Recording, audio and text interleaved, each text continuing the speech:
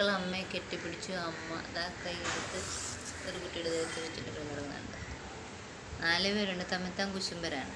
അപ്പോൾ 2 പേരെ അങ്ങനെ കെട്ടിപ്പിടിച്ചിരുന്നപ്പോൾ അടുത്ത ആൾ ചെന്ന് ശല്യം ചെയ്തപ്പോഴാണ് അമ്മ ചാടി എണീറ്റ് ഓടിപ്പോയത്.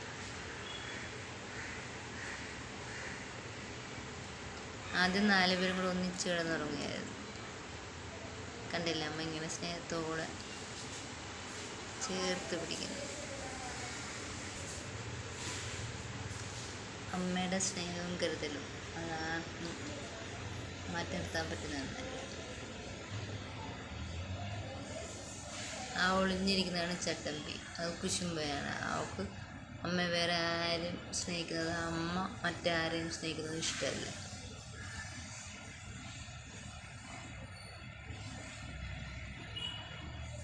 ഒരാളെപ്പോഴും ഇൻഡിപെൻഡൻ്റ് ആയിട്ട് ജീവിക്കാൻ ആഗ്രഹിക്കുന്ന ആളാണ്.